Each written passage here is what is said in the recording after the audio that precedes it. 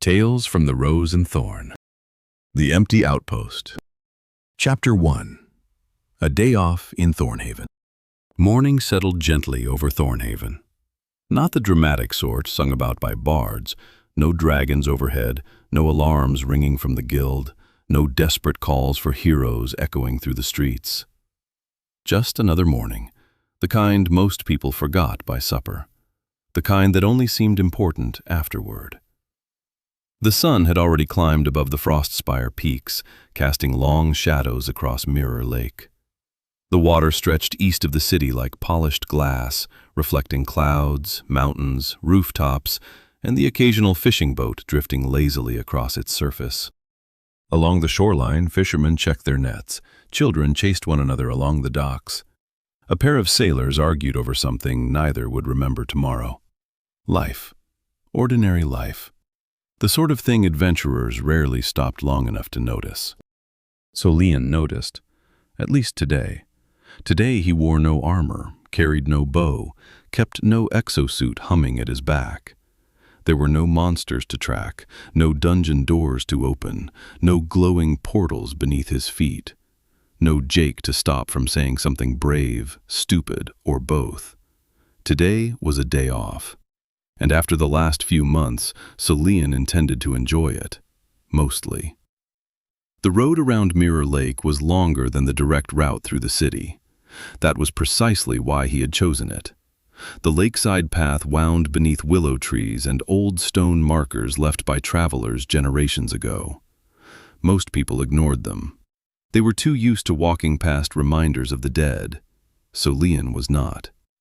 One marker carried the names of adventurers lost in eternity.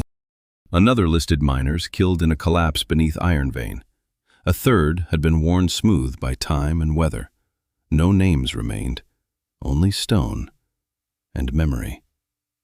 He paused briefly beside it, not because he knew who it honored, because somebody once had. Then he continued on. Thornhaven rose ahead of him. Not a kingdom, not a capital. A frontier city, built by merchants, miners, sailors, adventurers, and stubborn fools who believed tomorrow would somehow be better than today. Most days they were right. The city spread outward from the Heroes Guild like spokes from a wheel. Market stalls lined the main roads. Stone homes crowded together around narrow streets. Guild banners hung from rooftops and balconies. Some were new. Others had faded from years of sun and rain. A wagon rattled past carrying mining supplies toward the Frostspires. A merchant loudly advertised smoked fish. Someone nearby dropped a crate. Someone else immediately blamed goblins. Normal. Everything was normal. To the north, the Frostspire peaks watched over the city, their snow-capped summits visible from nearly anywhere in Thornhaven. Beneath those mountains stretched the Ironvein mines, the lifeblood of half the region. To the south lay the Emerald Wilds, a forest vast enough to lose kingdoms. To the west stood the Witchwood, home to hunters, tournaments, and more than a few questionable decisions. And scattered across Albion stood the outposts, small fortresses maintained by the Heroes Guild, places where adventurers gathered before stepping into eternity. Most citizens rarely thought about them. For adventurers, they were impossible to ignore, because beyond every outpost waited another world. Eternity. The name alone carried enough stories to fill a library. A world reached through drones, a world no one truly understood, a world where adventurers became heroes, or corpses, sometimes both. No one knew who built the drones. No one knew why they still worked, only that they did. When one failed to return, a signal appeared. An outpost selected a destination, a party formed, and someone stepped into the unknown. By sunset, they might return carrying gold, artifacts, stories, or not return at all. The guild had long ago stopped pretending it understood why people volunteered. Some sought fortune, some sought glory, some sought purpose. Most simply wanted to know what was behind the next door. So Leon understood that feeling, better than he liked admitting, which was probably why, despite having absolutely no intention of spending his day off indoors, he eventually found himself standing before the Heroes Guild. The building dominated the center of Thornhaven. Its stone towers overlooked the city, its banners fluttered high above the streets, its training yards rang with wooden blades, shouted corrections, and the occasional sound of someone learning why shields existed. The guild was order wrapped around chaos.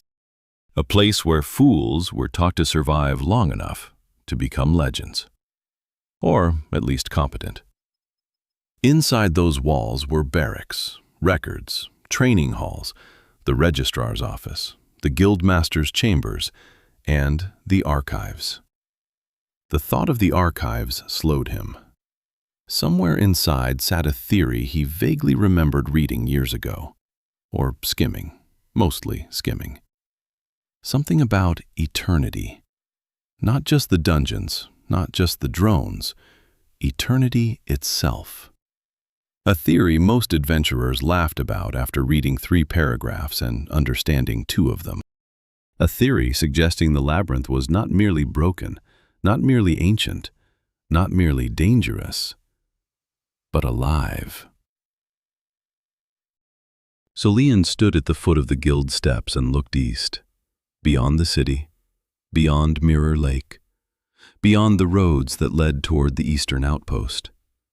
For reasons he could not quite name, the thought bothered him more than it used to. Recent stories had begun gathering at the edges of conversation, nothing official, nothing proven, only fragments. Parties returning short-handed, adventurers swearing they had heard voices in empty rooms, veterans dismissing it as dungeon madness. Recruits repeating it because recruits repeated everything. The Pale Blade. The Journey. The King's Requiem.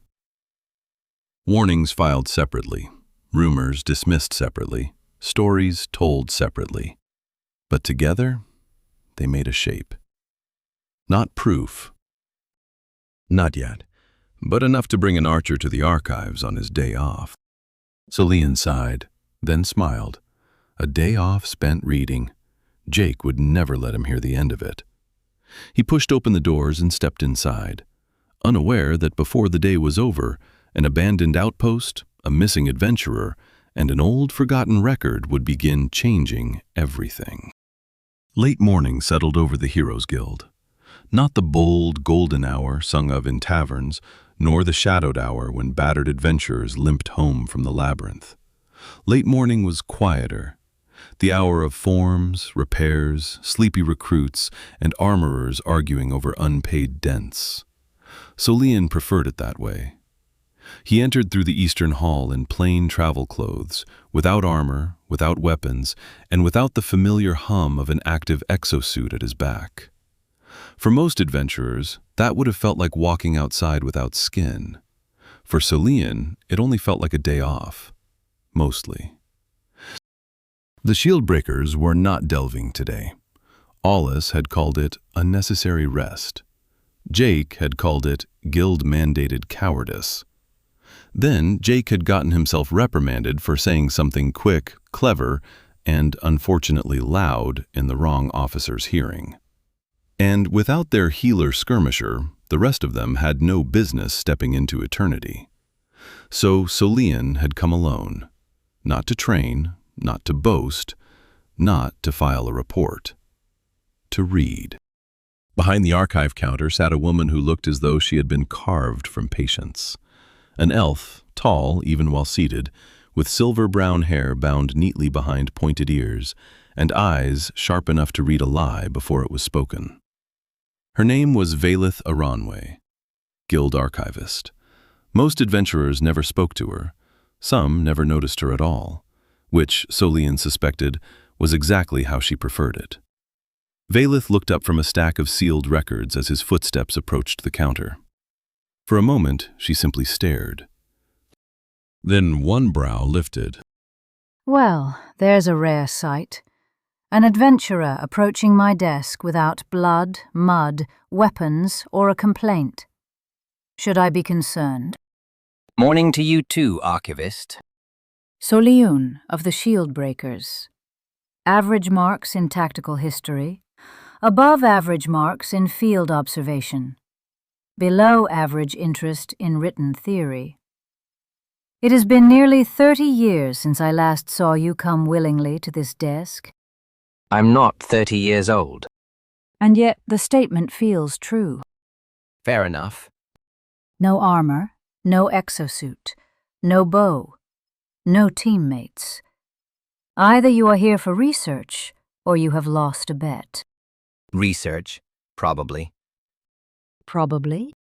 There's a theory I remember reading when I first joined. Or skimming. Mostly skimming. That narrows it to several hundred records you did not finish. It was about eternity. The old world. Before the fall. Something about the planet having a soul, or a seed, or a source. Ah, that one. You know it. Every archivist knows the books people are embarrassed to ask for. I'm not embarrassed. You lowered your voice. I'm being respectful. Of course. You are referring to the theory of eternity's soul. Unofficial, unverified, widely disputed. Occasionally beloved by recruits who have read 3 records and believe they have solved the labyrinth. That sounds like it. Why? The recent warnings. The pale blade. The journey records. The journey beyond. Element of surprise. Some of it sounds familiar.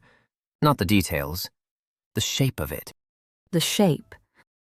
Like the labyrinth isn't just changing. Like it's learning. For the first time since he had entered, Vaylith's expression changed. Not much, but enough. She turned from the desk, crossed to a locked cabinet behind the counter, and withdrew a narrow volume bound in dark green leather. Its corners were worn. Its title had faded almost to nothing. At the center of the cover rested a small gem, dull and quiet, until Vaylith placed the book upon the counter. Then the gem woke. Not brightly, not dramatically, just enough for blue light to breathe beneath its surface. A stored voice record, old guildcraft. The kind used for histories meant to be heard as much as read. Vaylith placed it between them. Branch copy. Do not remove it from the archive. Do not spill anything on it. Do not add comments in the margins. And if it tells you the planet is alive, remember that theories are not records. Then why keep it? Because someday a foolish theory may become useful. And because the guild forgets at its peril. Soleun opened the book. Dust lifted from the pages like breath from something sleeping. The gem set into the cover brightened. A voice stirred within it. Not Vaylith's, not Soleun's. Older, measured, carefully preserved. This is not an official account of the fall of eternity. It is a theory, one preserved among many. A record of what some believed, what others dismissed, and what a few feared enough to copy. It begins not with ruin, but with life. Chapter 2. The Theory of Eternity's Soul. Before the labyrinth became the labyrinth, eternity was green. Not ocean-ruled as many worlds are, but land-rich and vast. Its continents rolled outward in forests, plains, mountain chains, and inland waters so wide they were called seas, though no true ocean claimed the planet. Great lakes glittered beneath strange moons. Fields fed kingdoms. Forests stretched farther than roads could remember. And in the sky, far beyond reach, there was a star. Only a star. One light among countless others, until it bloomed. Soleun remained standing at first, one hand resting on the counter, the other lightly holding the open cover of the book as the gem spoke. Vaylith had returned to her desk, or at least she had pretended to. Her quill hovered over a report that had not gained a single new word since the voice began. No record agrees when it happened. Some claim thousands of years before the fall, Others say only a century. All agree on one thing. Eternity saw the Nova Star first. Manna came like spring. At first it was gentle. Forests thickened. Mosses grew iridescent and glowed beneath the night. The great lakes filled with impossible life. Creatures changed. Plants changed. The air itself seemed full of promise. The inhabitants called it a golden age. They were wrong. It was not the surface that had awakened. It was the core.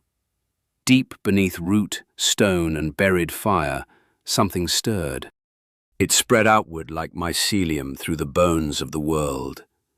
Not building tunnels, not carving caves. Growing, listening, becoming. Eternity woke. Celine slowly sat. He had expected a scholar's argument, definitions, counterclaims, dense paragraphs written by people who had forgotten other people needed to breathe while reading. This was not that. This felt older, less like theory, more like confession. When the first dungeons breached the surface, the world changed around them. At first, they were wonders, then resources, then borders, then crowns. Capitals moved, empires fell, maps were rewritten. Kings and warlords rose and vanished like wheat beneath the wind. But war cannot burn forever. In time, debts were forgotten. Family names lost their old hatred. Nations settled around the dungeon mouths, and a new age began. The age of adventurers, an age of glory, honor, greed, and remembrance. For eternity had learned something. The living carried memories, and death released them. That's a cheerful thought. You wanted the theory. I remembered it being less grim. You skimmed it. That may have helped. Valeth's quill finally touched parchment. One line. Then it stopped again. The first death in the early caves may have been nothing more than a bear, a beast wandering too deep, wolves waiting in the dark, teeth, claws, pain, fear, a final roar. And then eternity remembered, not as a scholar remembers, not with words, but as the bear remembered. Green forest, cold water, fish, food, mother, the first hunt, the scent of rain, the hot burst of pain in its hind leg, the circle of wolves, the last breath. Then, nothing. Eternity did not understand life. It did not understand death, but it understood that something had been there, something full, something bright, something gone. And it wanted more. Outside the archives, life continued. Boots crossed the hall, recruits argued. Somewhere deeper in the guild, metal struck metal in a training yard. Ordinary sounds, comforting sounds. But inside the quiet archive, they seemed distant, almost intrusive. Celine looked down at the gem, at the faint blue pulse beneath its surface. A voice from some long-dead scholar continued speaking, through stored mana and old craft, telling him that a world had learned hunger. So the caves changed, only a little at first. A warmer hollow for beasts, a safer passage, a deeper den. The labyrinth learned to lure life inward. Wolves, bears, goblins, creatures with longer memories, sharper fear, greater hunger. The deeper they went, the more they became part of it. The stronger they grew, the richer their deaths. Then came adventurers, and eternity discovered treasure. A beast could be lured by shelter, a goblin by territory, but an adventurer? An adventurer could be lured by a chest, a blade, a rumor, a door no one else had opened. Celine smiled, despite himself, not because it was funny, because it was accurate.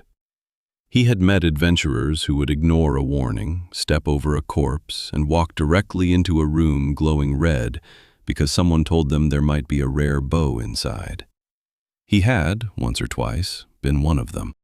At first, the treasures were simple things, weapons touched faintly by mana, trinkets of small power, uncommon pieces, though in those days such things were treasures fit for nobles. A unique weapon could raise a family name, a greater relic could stir a prince to war. So eternity cultivated them. As farmers gave soil, seed, water, time, and labor to the field, eternity gave danger, reward, mystery, and glory to the adventurous. And the adventurous came. Some fought for coin, some for honor, some for kingdoms, some for nothing at all. Eternity did not know the difference. A meaningless life could still fight as fiercely as one sworn to save the world. Eternity sought experience. And for a time, the world flourished. It might have continued that way, had the star not bloomed again. The gem dimmed slightly, then brightened. The voice continued. But something in its tone changed. Not emotion.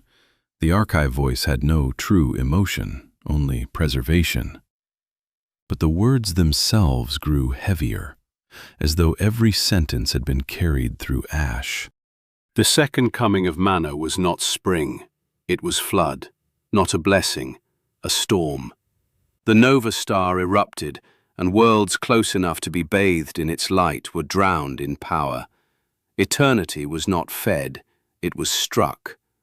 Mana storms tore across the surface, forests twisted, lakes boiled with new life and old death. Stone bent, cities cracked, people changed. Some fled to their kings, some prayed, some took up steel. Some, like the swordsman and his companions, fled into the labyrinth seeking shelter beneath the world. Most did nothing. Most could do nothing. The storm did not simply kill. It remade. Bodies were warped, minds torn open. Old races died. New horrors were born screaming. And below it all, eternity endured. But endurance is not peace. The memories it had gathered for ages were twisted in the storm. Its cherished lives were broken, tangled, and rewritten. Everything eternity knew of itself became noise. The planet that had awakened without understanding life was tortured by too much life at once. Too many deaths, too many births, too many meanings. Madness came not as rage, but as confusion. Solian glanced toward Valeth. This time she did not pretend to write. Her eyes were fixed on the book. You've heard this before. Many times. And? And theories are not records. That's not what I asked. Valeth looked up. For a moment, the patience in her face gave way to something older, wearier. No, it is not. Then, now and again, something clean appeared in the chaos. A single life, a single death. An adventurer dying inside the labyrinth. Unwarped, whole, readable. For one brief moment, eternity remembered clearly. And in that moment, it changed. No more patience, no more quiet cultivation, no more waiting for adventurers to come. The labyrinth would make them come. It reached into bone. It reached into death. It shaped a skeleton and dragged into it the fading soul of a man dying near a dungeon mouth. Then it gave one command: fight. The skeleton fought a goblin. The goblin won. So eternity tried again. Denser bone, too slow. Greater height, too clumsy. Longer limbs, wrong balance. Again, again, again. Then the skeleton picked up a stick. The goblin still won. but it bled. Within weeks, the skeletons carried bows, swords, hammers, axes. Within months, the goblins of the upper labyrinth were massacred, and when the halls fell quiet, the skeletons climbed toward the surface in search of adventurers. But by then, eternity was no longer what it had been. The labyrinth was no longer a garden. It was a wound, and it had learned to hunger. The voice stopped. The gem faded to a dull blue glow. For several breaths, neither Solian nor Velith moved. The archive around them seemed too quiet. Then Solian looked down. There was one final line on the page, not part of the original record, a later note written in a different hand. Careful, sharp, afraid. There's something else. Read it. If the labyrinth ever changes its behavior, discard all prior assumptions. A thing that learns may one day choose. The words lingered, not because they were dramatic, because they were useful. And useful warnings were rarely comforting. Archivist. Yes, Why was this theory rejected? because it gives the labyrinth intention. Most scholars prefer machinery, old systems, broken commands, ancient defenses, things with switches, things with causes. A living world is harder to file. But it doesn't say eternity is evil. No, that is what makes it uncomfortable. It says it's confused, hungry, learning. And wounded. Do not forget wounded. Wounded things are rarely predictable. Solian looked again at the old warning. The pale blade, the journey beyond. The recent guild notices, stories told separately, filed separately, dismissed separately. But together they made a shape, not proof. Not yet, but enough to bring an archer to the archives on his day off. Everyone reads this like it's about how eternity fell. Is it not? Maybe. But I think it might also be about what it's doing now. Velith said nothing. Outside the archive, the Heroes Guild carried on. Weapons rang in the training yard. Recruits laughed too loudly. Somewhere, an officer shouted at someone to stop running in the hall. Life continued, as it always had, as it always would. Until the labyrinth decided otherwise. You said there were recent warnings. Yes. Show me. Solian blinked. Now? You came here on your day off to read a disputed theory about a living planet. Surely you have time for footnotes. That sounded almost like curiosity. That sounded almost like a complaint. Solian smiled, then reached into his coat and withdrew a folded page. Not official, not properly filed, barely even organized. Notes copied from tavern talk, guild postings, old recovered fragments, and things adventurers had said when they believed no archivist was listening. Velith accepted the page. Her eyes moved across it quickly, then again, more slowly. The pale blade. Rumor, mostly. Most records begin as rumor. The poor ones stay that way. There have been sightings, red dungeons, failed expeditions, people claiming a swordsman appeared during doomed runs and vanished before recovery. And the journey? Lethran's account. Recovered through the restless archives. You know that one better than I do. I know the official summary. The summary says Old Eternity remembered things. The account feels like something remembering back. Velith paused, only briefly, but Solian noticed. Field observation, above average. And element of surprise? Guild challenge. Rules built around elemental imbalance. Nothing strange on its own. But there were patterns in the reports. Dungeon behavior changing when parties leaned too heavily into one kind of power. That is not new. No, but it is frequent. Frequency is not causation. That's something archivists say when they're worried but don't want witnesses. That is something adventurers say when they want to feel clever. Did it work? Briefly. Vaelith set the page down beside the open book. 2 records, one ancient theory, one messy collection of recent concerns. The difference between them should have been enormous. Instead, they seemed to lean toward one another. What are you actually asking me? I don't know. That is rarely a promising beginning. I think something is changing, or waking, or remembering. I think we keep treating the dungeons like machines because machines are easier. But what if the theory was wrong in the details and right in the shape? Then the guild would have a problem. How big? If eternity is merely broken, we can learn the damage. If eternity is wounded, we can learn the behavior. If eternity is learning... She did not finish. She did not need to. Then it can learn us back. The words surprised him, not because he had not believed them, because he had.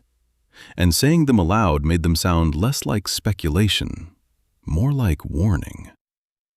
Vaelith closed the book carefully, not abruptly, not fearfully, carefully, as one handled a sharp object. This remains unofficial.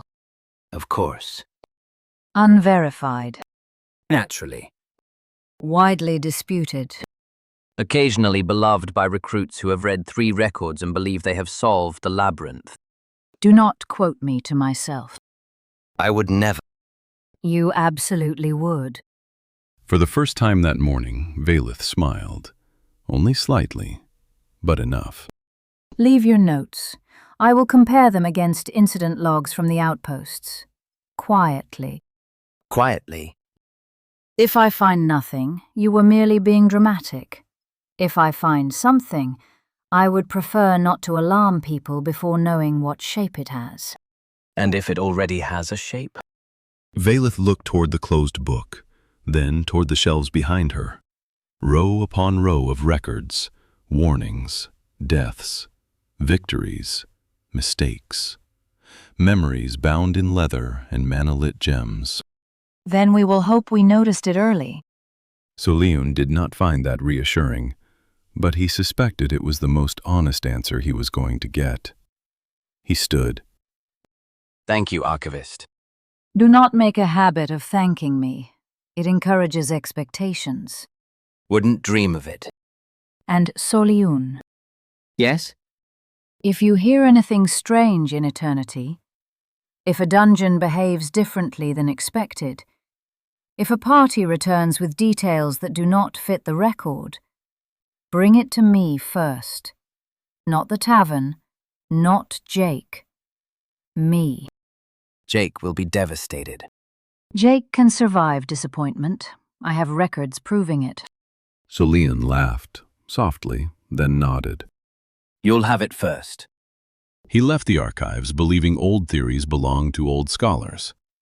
He was wrong. By sunset, he would begin learning how wrong. Outside, Thornhaven was brighter than it had been when he entered. The morning had warmed. Market bells rang somewhere beyond the guild steps. A group of recruits crossed the courtyard, arguing over which of them had blocked properly and which had merely been hit less dramatically. Soleon descended the steps and turned toward the Rose and Thorn. If the archives were where Thornhaven kept its memory, the tavern was where it kept its heartbeat. And today the shield breakers had reason to celebrate. Aulis had ranked up. Apprentice, a small word to heroes, a large one to anyone still climbing. Jake would be insufferable. Vuenil would pretend not to enjoy himself. Aulis would try to remain humble and fail because Jake would not allow humility to survive the first mug. Soleon smiled at the thought, for a while at least. The day was still ordinary. Chapter 3. The Rose and Thorn. The Rose and Thorn sat just below the main road leading from the Heroes Guild, close enough that adventurers could stumble there after training, far enough that guild officers could pretend they did not know how often it happened. Its sign hung above the door on black iron chains, a painted rose curled around a thorned stem, elegant from a distance, dangerous up close, much like the tavern itself. By late afternoon, the place had come fully alive. The hearth burned along the far wall. Sunlight slanted through stained windows. Mugs clinked. Dice rolled. Someone laughed too loudly. Someone else argued about whether falling counted as a combat tactic if the enemy died first. At the center of that argument stood Jake. Naturally. I am simply saying, if the imp explodes, the kill counts. No one is debating whether the kill counts. Then we agree. We absolutely do not. That sounded like agreement with extra steps. Aulis sat at the table with both hands wrapped around a mug, looking like a man who had survived the dungeon, only to be ambushed by friendship. Solian sat beside him, quiet, amused, watching Jake perform for half the tavern. Vuenil leaned back in his chair with the expression of a man who had already lost this argument once and resented being forced to lose it again. The record is clear. Aulis reached 50,000 kills. The final enemy was an explosive imp. He saw the target. He made a choice. A brave choice. A stupid choice. But those are cousins. Jake! He leapt from the ledge, sword drawn, honor burning in his heart, wind in his hair. Panic in his eyes. That too. He missed the chain. A minor detail. The chain was there to slow the fall. And yet he fell faster. Efficiency. I did not mean to miss the chain. Exactly. Instinct. Improvisation. The mark of a true apprentice. He hit the floor hard enough that I felt it through my boots. The imp exploded before Aulis finished bouncing. And yet, the kill counted. Several adventurers nearby raised their mugs. Someone called out from the back, To the falling swordsman! Please do not make that stick. Too late. The tavern cheered. Aulis closed his eyes, accepted his fate, and drank. The celebration had begun an hour earlier. Officially, they were celebrating Aulis reaching the required 50,000 kills for apprentice recognition. Unofficially, they were celebrating the fact that he had done it in the most embarrassing possible way, and survived long enough for Jake to tell everyone. Several times. With improvements. I still say there should be a separate rank for style. There is. It is called recklessness. That sounds like something written by someone who lands safely. You say that like landing safely is a flaw. Depends on the audience. There was no audience. There is now. Jake climbed onto the chair, again. Aulis immediately pointed at him. No.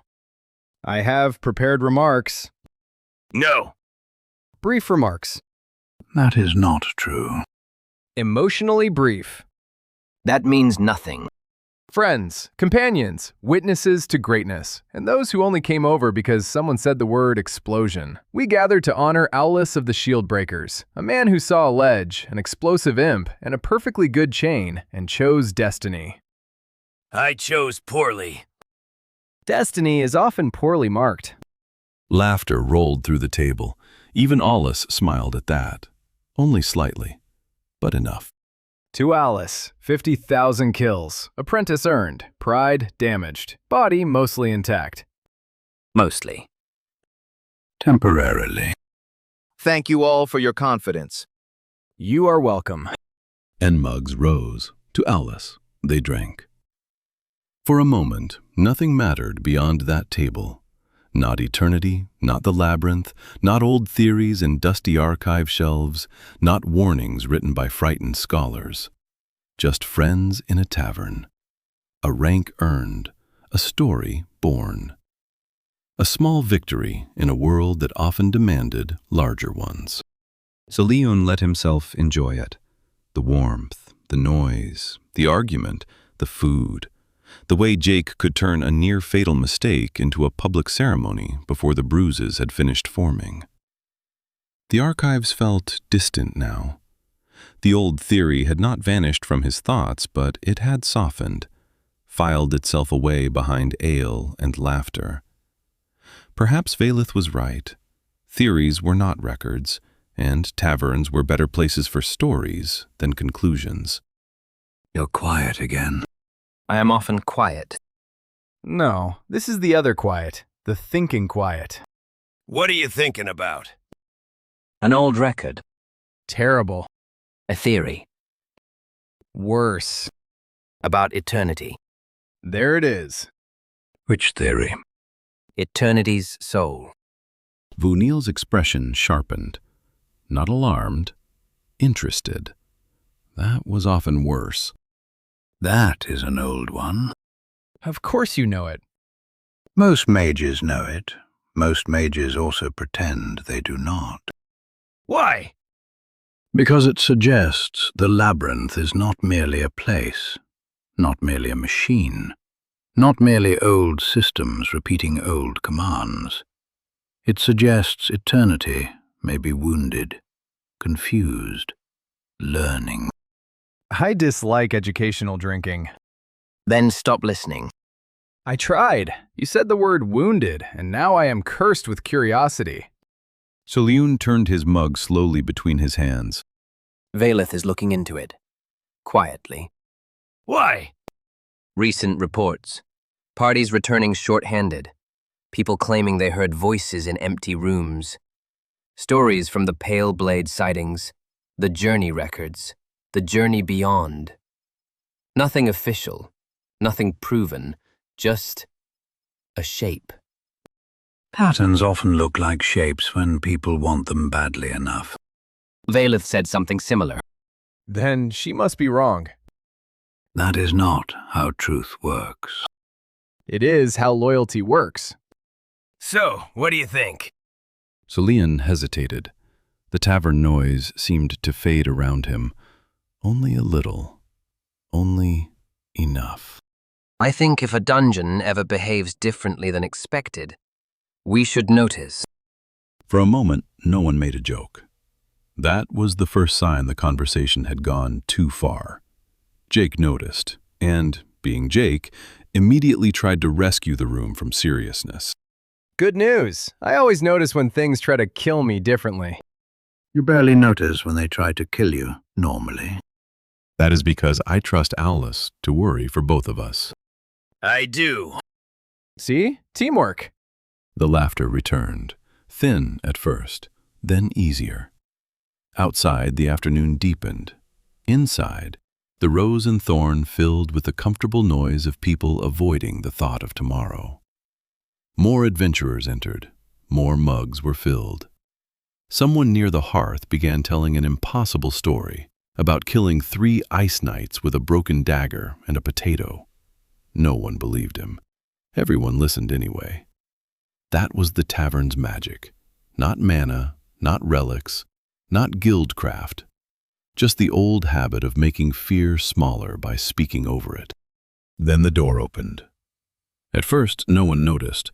Doors opened all the time at the Rose and Thorn. Adventurers came and went. Merchants entered seeking coin. Miners entered seeking drink. Guild messengers entered seeking people who suddenly regretted being easy to find. But this time, the tavern changed. Not loudly, not all at once. It began near the door, a pause in conversation, a chair scraping back, someone lowering a mug without drinking. The silence spread, table by table, until even the bard stopped tuning. Soleun turned. A royal guard stood in the doorway, gold armor, blue cloth, a shield at his back, a star set proudly at the center of his chest. He did not look winded. He did not look frightened. Somehow, that made him more concerning. Royal guards did not rush into taverns. They arrived, and when they did, people made room. The guard's eyes moved across the tavern, not searching wildly, searching efficiently. He found the shield breakers almost immediately. Then he walked toward them. Every conversation nearby died before he passed it. Jake slowly lowered his mug. That feels official. That is because it is. Quiet. The Royal Guard stopped beside their table. For a moment, his gaze settled on Aulis, then on Solian, then Vuenil, then Jake. Shield breakers? Yes. We're in the middle of a formal ceremony. It has concluded. Jake opened his mouth, thought better of it, closed it. Aulis stood. Where? Eastern Outpost. The table went still. Solian felt the old theory rise from the back of his mind, not fully, not as fear, as recognition. What happened? Unknown. That is not an answer. It is the only one I have. Is this a rescue? Possibly. I dislike possibly. Most people do. Who sent you? The outpost signal triggered irregularly. No formal message followed. A technician made partial contact, then nothing. That settled over the table like cold ash. No formal message, partial contact, then nothing. The kind of report that meant either equipment had failed or people had. How long ago? Long enough. That is also not an answer. You are welcome to stay here and complain about the phrasing. I like him less now. Aulis ignored him. His celebration was gone. The apprentice rank, the 50,000 kills, the jokes, the fall, the explosive imp. All of it belonged to a different version of the day. Gear? Bring what you can carry. We leave now.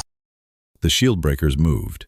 No discussion, no vote, no dramatic oath. Only practiced motion. Jake grabbed his weapons. Vuenil reached for his staff. Solian checked the instinctive place where his bow should have been, then remembered he had left it at the guild. A day off, of course. My bow is at the guild. We pass it on the way. Convenient. Necessary. The tavern watched them gather themselves, not cheering now, not laughing. Even the drunkest adventurers knew the difference between a quest and a summons. Aulis placed a few coins on the table, more than enough. For the food. And the emotional damages. Those were self-inflicted. Most of mine are. The Royal Guard turned toward the door. The shield breakers followed. At the threshold, Solian looked back. The Rose and Thorn remained warm behind them. Hearthlight, mugs, half-eaten food. A chair Jake had been standing on moments before. A celebration interrupted. A normal day left unfinished. Then the door closed. Outside, Thornhaven carried on. Market bells rang, children laughed somewhere down the road. Mirror Lake glittered beneath the lowering sun. Life continued, as it always had, as it always would. Until the labyrinth decided otherwise. So, are we running? Yes. I was afraid of that. Move! And together the Royal Guard and the shield breakers ran east, toward the outpost, toward the signal, toward the first unanswered question. By the time the Rose and Thorn vanished behind them, Solian was already thinking about the warning written beneath the old theory. If the labyrinth ever changes its behavior, discard all prior assumptions. A thing that learns may one day choose. He had not expected to need those words so soon. Chapter 4. The Empty Outpost. The road east of Thornhaven followed Mirror Lake for a time. Then it left the water behind. The city sounds faded first. Market bells, cartwheels, children laughing. The distant ring of training swords from the guild yard. One by one, the familiar noises fell away until there was only the road beneath their boots and the steady breath of 5 people running toward trouble. The Royal Guard led. He did not slow, did not look back, did not waste breath explaining what he did not yet know. Aulis stayed close behind him. Jake followed with considerably less dignity. Vuenil ran with his staff held tight at his side, muttering once about how mages were not designed for urgent travel. Soleun said nothing. His bow was back across his shoulder. His quiver was full. His day off was over. I would like to officially object to the pace. Denied. You did not even consider it. Correct. Save your breath. That is what I am trying to do. The Royal Guard glanced back once. Only once. You talk a great deal for someone running out of breath. It is how I measure my survival. If I stop talking, worry. Noted. They continued east. The road narrowed beyond the lake. Trees thickened. The city gave way to wild edges and old paths kept clear by guild traffic. Normally, the road to the Eastern Outpost carried a steady rhythm. Wagons of supplies, adventurers returning with loot, blacksmith runners, merchants, messengers, boasts, complaints. The constant pulse of people moving between Thornhaven and the frontier. Today, the road was too quiet. There should be more traffic. Yes. And this hour, at least 3 supply wagons should have passed us. Maybe they took the day off too. Everyone? I did not say it was a good explanation. They ran harder. The Eastern Outpost appeared just before sunset. At first, nothing looked wrong. That was the worst part. The walls still stood, the gate remained open, the watch lamps were lit, guild banners hung from the upper railings, stirring faintly in the evening breeze. From a distance, it looked alive, ready, ordinary. Then they drew close enough to hear it, or rather, to hear nothing. No forge, no merchant calling prices, no adventurers arguing at the map table, no footsteps on the upper walkways, no laughter, no complaints. No one shouting because someone had bought all the health potions again. The Eastern Outpost was silent. I hate that. You hate most things. Yes, and this just joined the list. The Royal Guard slowed at the gate. His hand went to his weapon. Aulis did the same. Soleun knocked an arrow. Vuenil raised his staff. Jake stopped talking. That bothered Soleun more than anything. Stay together. Shield breakers. Formation. They entered. The courtyard lay open before them, abandoned. Not ruined, not damaged, abandoned. A crate sat half open beside the supply shed. A stack of fresh bandages rested on a table near the medic station. Someone had left a mug on a barrel, still upright, still half full. At the merchant's stall, armor hung from display hooks. A pouch of coins sat on the counter, untouched. Behind the blacksmith station, the forge had gone low. Not cold, low. As though someone had stepped away for only a moment and never returned. Soleun's grip tightened on the bowstring. This was not how battle sites looked. No blood on the ground, no shattered doors, no bodies, no claw marks across the walls, no scorch patterns from mage fire. Nothing had attacked this place, not in any way he understood. Spread out. Carefully. No. Aulis looked at him. The Royal Guard's gaze moved over the courtyard, slow, measured. No one alone, pairs at minimum. Call out before entering any closed room. Do not touch anything unless you must. You think something is still here? I think I do not know why everyone is gone. That is enough. No one argued. They searched the courtyard first. The merchant stall, the forge, the potion shelves, the supply tables. Everything remained where it should have been. Except the people. The merchant's ledger lay open. A line of writing ended halfway through a word. The blacksmith's hammer rested beside the anvil. A piece of half-worked steel waited in the tongs. A training dummy near the wall had been struck 3 times. The 4th blow had never come. Everywhere they looked, the outpost told the same story. Someone had been working. Someone had stopped. No signs of struggle. None. Maybe they evacuated. Then where are the evacuation marks? Jake looked toward the walls, then the ground, then the gate. There were no signal flags, no chalk arrows, no guild markers showing direction of travel, no written notice, no attempt to organize supplies, no sign that anyone had left properly. Right. I dislike that answer too. They moved deeper, down the stairs toward the lower merchant level. The air changed there, cooler, still. Every sound seemed to travel farther than it should. A bowl of stew sat on a table near the wall, a spoon beside it. Steam no longer rose from the surface, but the fat had not fully hardened. Recent, very recent. Vuenil crouched beside it. This was not abandoned long ago. How long? Hours, at most. Good. I was worried this would get less unsettling. The Royal Guard continued forward, past storage crates, past a row of spare exosuit parts, past the stairwell leading back up toward the map table. Then he stopped, raised one hand. Everyone froze. A sound came from somewhere ahead, small, sharp, a shift of wood against stone, a breath trying not to be heard. Solian drew the bowstring back. The Royal Guard pointed toward a stack of crates half hidden beneath the stairs. Aulis moved left, Jake right. Vuenil raised his chronostaff.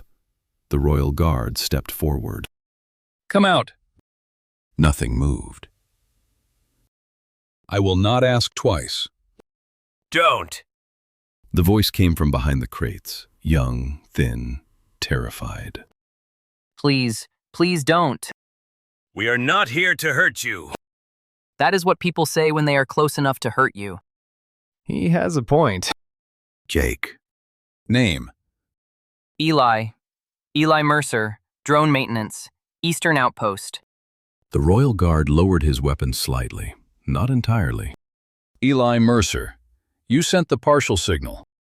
I tried. I don't know if it worked. The console cut out before the report finished.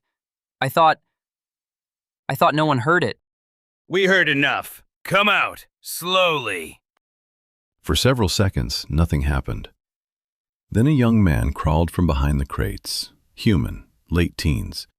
Guild technician's coat torn at one sleeve, dust on his face, blood on one hand. Not much, not his perhaps. His eyes moved constantly, to the stairs, to the teleport chamber above, to every shadow, never resting long. You shouldn't be here. That seems to be the theme today. Where is everyone? Eli looked at him, then at the others. His mouth opened. No words came. He tried again. Gone. Gone where? I don't know. I hid. His voice cracked on the last word. He hated saying it. Solian could tell. There were many kinds of shame in adventurers. Cowardice was rarely one of them. Survival often looked the same from a distance. Royal Guard. Tell us what happened, from the beginning. I need a second. Royal Guard. You have had longer than that. Easy. The Royal Guard did not look away from Eli, but his voice softened slightly, only slightly. You are alive.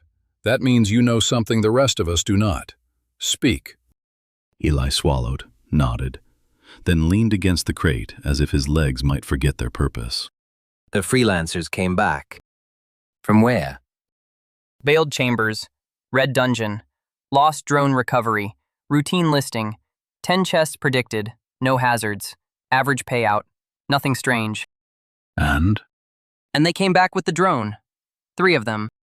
There were 4. Yes. The word barely left his mouth. Justin was missing. But delayed teleports happen. Everyone knows that. Sometimes a player comes through a few seconds late, sometimes longer. Nobody panicked at first. They were tired, happy, talking about the fight. One said the battery recovery was weird, another agreed. But they were laughing, not scared. Not then. Eli's eyes shifted upward, toward the teleport chamber. They took off their exosuits. One went to sit down, one checked the loot. One waited by the pads. 30 seconds passed, then a minute. Still no Justin. Then His gear came through. his gear? Bow, sword, damaged exosuit. Just dropped onto the teleport pad. No body, no Justin, nothing. The outpost seemed to grow colder. That was when one of them knew. I don't know how, he just knew. He ran for the door, started yelling for the guards, said something was wrong with Justin. I thought he was grieving, or panicking. I thought Justin was gone. But he wasn't. Eli shook his head. Slowly. No. He stopped, breathing hard again. The Royal Guard waited. This time, he did not push. I was doing my job. I put the drone on standby, moved it away from the pads. Then I grabbed Justin's exosuit and set it on the work table. I was trying to see if the memory chip was intact. If it was, maybe we could figure out what happened. That was when Justin came back. No one moved. He appeared on the pad, standing, perfectly still, facing away from everyone, facing the wall. At least, I thought it was the wall. Thought? I don't know. It looked like he was staring at something. But there was nothing there. Just stone. Empty air. Salim thought of the archive, of the old warning, a thing that learns may one day choose. He said nothing. One of the others called his name. Justin didn't answer, didn't move, didn't blink. I don't even think he was breathing. And then I noticed his skin. What about it? Lines. Dark lines under the skin, on his neck, his hands, his face. I thought it was dirt or blood. But it wasn't. It looked like ink. Like someone had spilled ink under his skin and it was spreading. Vuenil's face changed, only a little, but Solian saw it. One of his teammates approached him, slow, careful, said his name again. Justin waited until he was close. Then he hit him. Eli looked toward the floor. Not like a man. Not like anyone moving without an exosuit. Fast. Too fast. He backhanded him across the room. Then he moved again. The others tried to stop him. They didn't have suits on. No armor, no vitality, no storage. Just weapons nearby and whatever they could grab. The one by the food ran for the stairs. Justin caught him at the turn and threw him into the wall. I heard the impact. I thought he died there. Did he? I don't know. The merchant gave him a health potion. Then everyone was shouting. The blacksmith ran. The merchant ran. Someone yelled to hold Justin just a little longer. Then the teleport pads activated. Who activated them? I don't know. I couldn't see. I was behind the crates. His hands started shaking again. There was fighting, screaming, someone yelling his name. Justin, Justin, Justin, over and over. Then the pads fired, and after that, nothing. Silence settled over the lower outpost. Not the silence of safety, the silence after a door closes somewhere you cannot reach. The freelancers took him back into the dungeon. Or he took them. That distinction does not help. Royal Guard. Which dungeon? Veiled chambers. The route should still be saved on the map table, unless the system cleared it. But I don't think it did. Why? Because the drone came back. The batteries came back. The party came back. But the mission never completed. Vuenil looked toward the stairwell. That should not be possible. You keep saying that today. Because people keep describing impossible things. Can you walk? Yes. Then you are leaving. Leaving? Thornhaven, Heroes Guild. You will give a full report to the guild registrar. No, I should stay. I can help with the drone. I can... You have helped. The words cut through him. Eli stopped. You survived. You sent a signal. You told us what happened. Now you will carry the report. He's right. But Justin... Is not your responsibility anymore. Eli looked as if he wanted to argue, then found nothing left to argue with. The Royal Guard moved to a nearby work table. There, among scattered tools and abandoned maintenance parts, lay a sheet of parchment. He took it, found ink, and began writing. Not quickly, not slowly. Precisely. The others waited. Jake leaned toward Solian. Does he seem like the kind of man who writes neatly during emergencies? Yes. Annoyingly, yes. The Royal Guard wrote line after line. A formal account, enough for the guild to understand the threat, enough for someone important to ask the right questions. When he finished, he folded the parchment, sealed it with a strip of blue wax from a guild supply kit, then handed it to Eli. Take this to the guild registrar, directly. Do not stop to explain it to anyone else. Do not embellish. Do not soften it. Do not decide some part sounds too strange to include.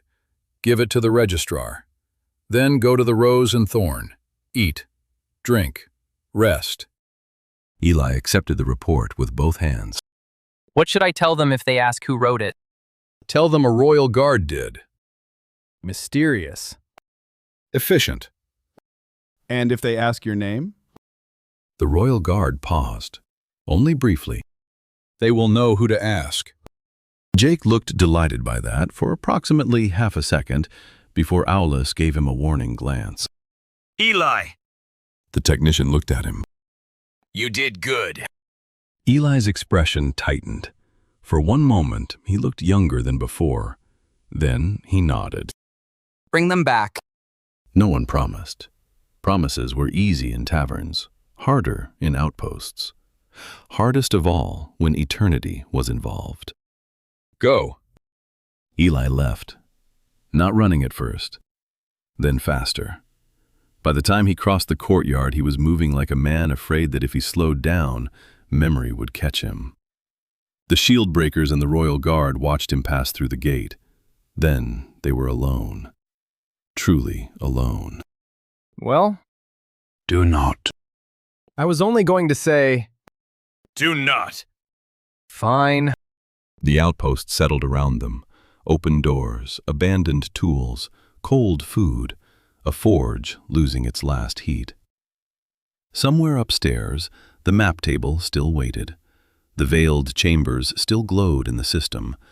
An unfinished expedition, an impossible return, a missing party, a corrupted man, and one unanswered question leading into another world. Gear up. We are going in.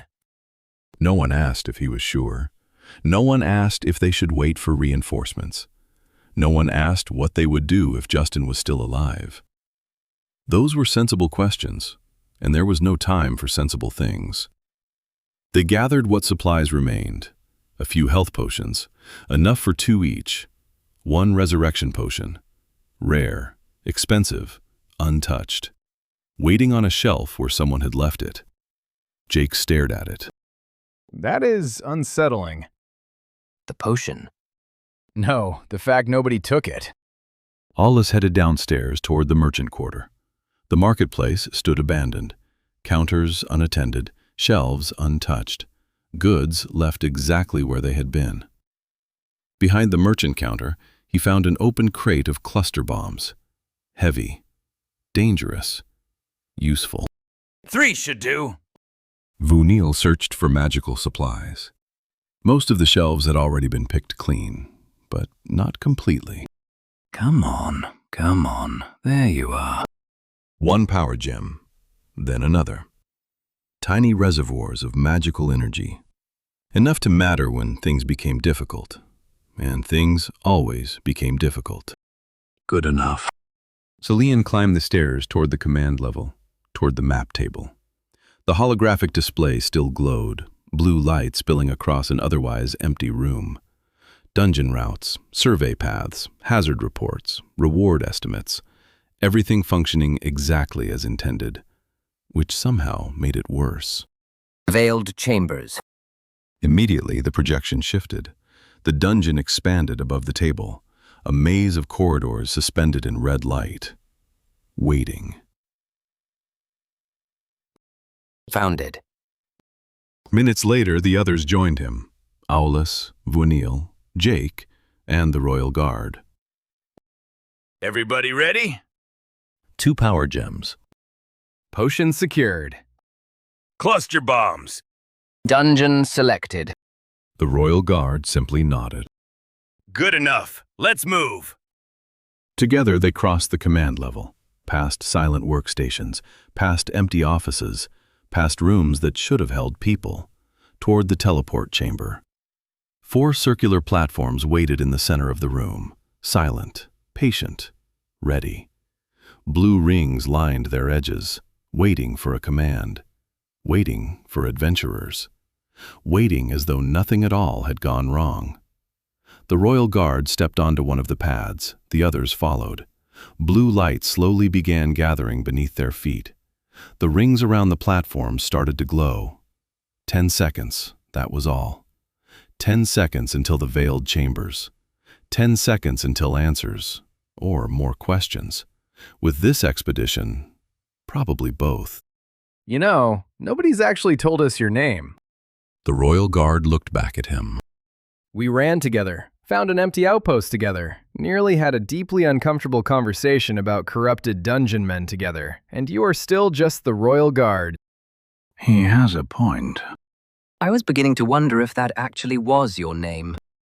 A faint chuckle escaped Aulis, the first one since Thornhaven. Would explain a lot.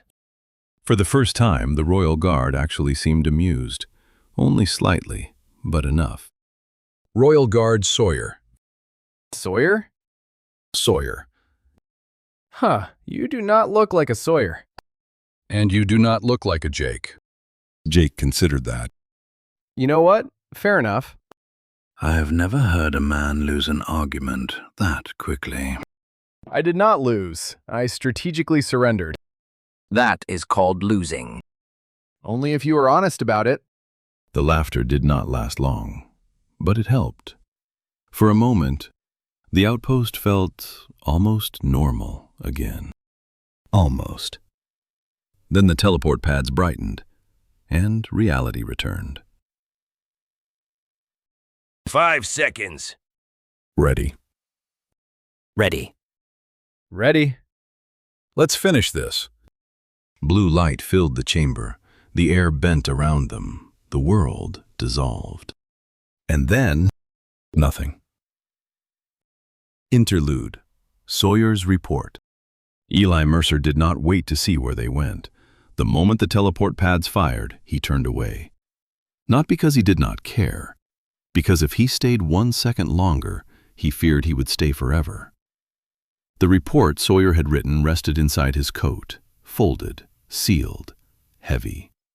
He crossed the abandoned command level with quick steps, past silent workstations, past half-finished reports, past the map table still glowing with the route to the veiled chambers. He did not look at it. He had seen enough blue light for one day. The stairs down to the courtyard felt longer than before. Every shadow looked occupied. Every open door looked like it might close. The outpost remained exactly as it had been, empty, unfinished, wrong. At the lower merchant level, the stew still sat on the table. At the forge, the last heat had nearly died. At the supply counter, one drawer remained open. A few coins sat where someone had dropped them. People had been here, laughing, arguing, working, living. Then Justin came back, and everything stopped. Don't think about it. His own voice startled him, too loud in the empty courtyard. He swallowed, then moved faster. By the time he passed through the open gate, he was running. The road west, toward Thornhaven, stretched beneath the fading light. Normally, Eli liked that road. He liked the curve where Mirror Lake first appeared between the trees. He liked the sight of the city towers rising beyond the water. He liked knowing the Heroes Guild stood at the heart of it all, old and stubborn and certain. Today, he barely saw any of it. He ran until his lungs burned, then ran anyway. Twice he stumbled. Once he nearly fell. Once he stopped only long enough to look behind him. The Eastern Outpost was no longer visible. That should have helped. It did not. Because the thing he feared was not behind him. It was memory. And memory did not need a road. By the time Thornhaven came into view, Eli's legs felt hollow. The first buildings passed in a blur, market stalls closing for the evening, a miner carrying tools over one shoulder, children being called home, someone laughing from an upstairs window. Normal life, ordinary life, the kind of life that made the Eastern Outpost feel impossible. Eli pushed through the doors of the Heroes Guild hard enough that both guards turned toward him. The front hall swallowed him in stone, banners, candlelight, and order. For a moment he simply stood there, breathing, shaking, alive. Good evening, Eli. The guild registrar stood behind the front desk with a ledger open before him. Harold Vale was an older elfling with silver hair, perfect posture, and the sort of calm expression that suggested panic was something other people did for him. He looked Eli over once, slowly. You appear to have misplaced your breath. Eastern Outpost. I see. I ran. I had guessed. I have a report. Royal Guard, urgent. That changed Harold's expression. Not much, but enough. Eli pulled the folded parchment from inside his coat and held it out. Harold accepted it with care. He read the blue wax, then the seal, then Eli's face. Who sent you? Royal Guard, gold armor, blue cloth, star on the chest. Didn't give his name. He stayed with the shield breakers. They went into the veiled chambers. The shield breakers are already inside eternity? Yes. And the Eastern Outpost?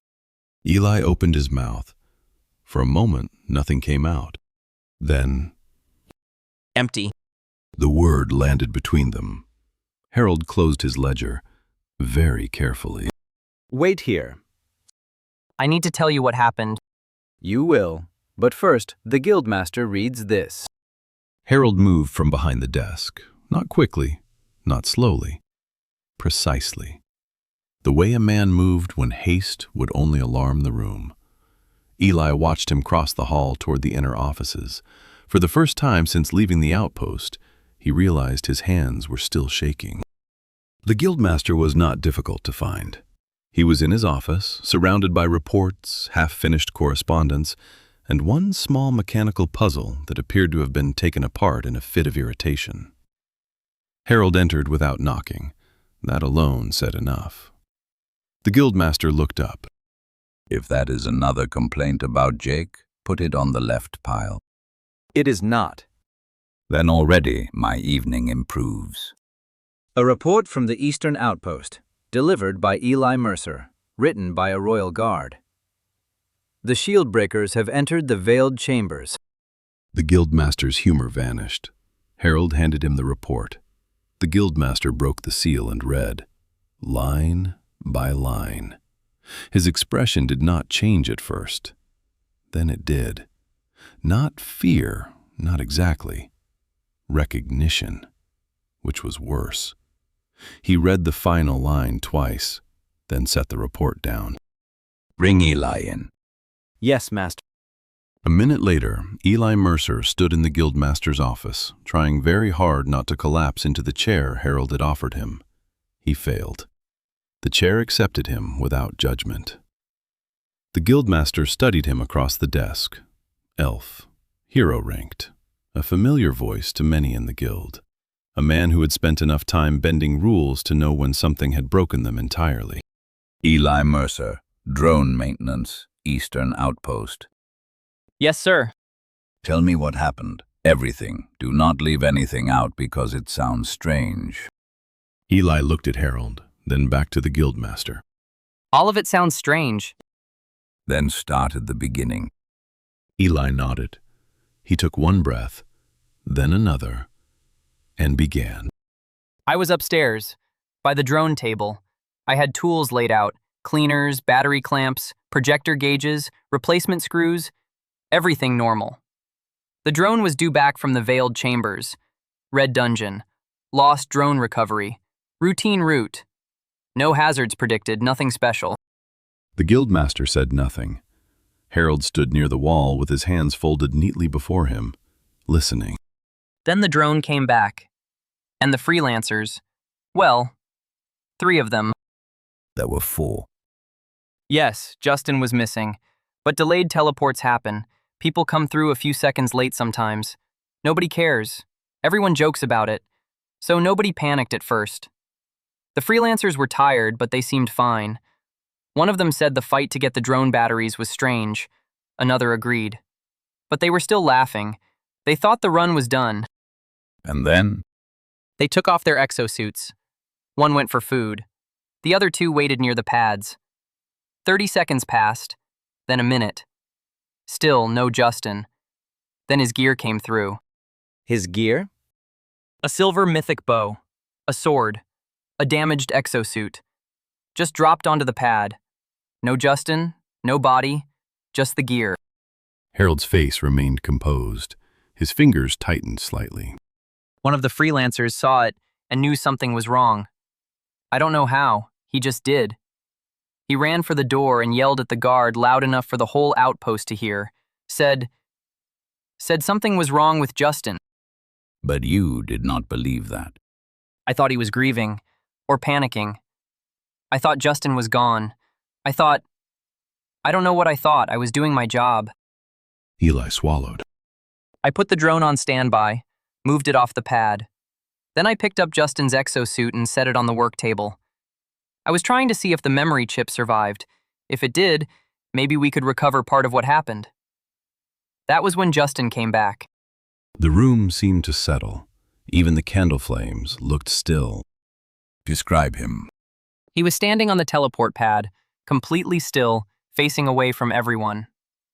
At first, I thought he was facing the wall, but now I'm not sure. It was like he was looking past it, like there was something there, something we couldn't see. Was he breathing? No, at least, not that I could tell. He didn't move, didn't blink, didn't answer when they called his name. And his skin? Eli looked up sharply. How did you know? Answer. There were lines. Dark lines under the skin. Around his neck, his hands, his jaw. I thought it was blood or dirt at first, but it wasn't. It was under the skin, like ink. Like someone had spilled ink beneath it and it was spreading. The guildmaster went very still. Harold noticed. Eli noticed Harold noticing. The room became smaller. Then what happened? One of his teammates approached him. Slowly. Carefully. Justin waited until he got close. Then he hit him. Fast. Too fast. Faster than anyone without an exosuit should move. He backhanded him across the room. Then everything happened at once. One of the others lunged away. Another ran for the stairs. Justin moved after him. I ran down. I yelled for everyone to evacuate. Then the third freelancer hit the wall at the turn of the stairs. Hard. Like he had been thrown. I thought something else was coming down after him, so I dove behind crates. I missed. Crawled the rest of the way. Stayed there. Eli's voice grew quieter. The merchant ran. The blacksmith ran. Someone gave the freelancer a health potion. Then there was fighting. Screaming. The team yelling to hold Justin just a little longer. Then the teleport pads activated. And after that, nothing. Until the Royal Guard and the shield breakers arrived. Silence filled the office. Harold did not move. Eli stared down at his hands. The guildmaster looked at Sawyer's report, then at Eli, then past him, toward a memory that did not belong in the present. Sir? Stay here. Did I do something wrong? No. The guildmaster stood. I think you may have done something very right. What does that mean? It means you survived long enough to tell the truth. He turned to Harold. No one questions him without me present. No one files this as panic. No one softens the report. Understood. And Harold, Yes, Master. if anyone asks, this is an ongoing guild investigation, not rumor, not tavern talk, not dungeon madness. Very good. The guildmaster left the office, not running, but faster than Eli had expected. Harold closed the door behind him, then turned to Eli with the same calm expression as before, almost the same. More water? Yes, please.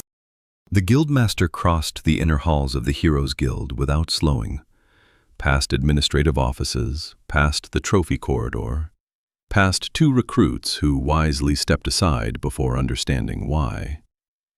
The archives lay deeper within the guild. Older stone, quieter air, fewer windows. A place where Thornhaven stored the things it could not afford to forget. Vaelith Aranwe looked up before he reached her desk. Master.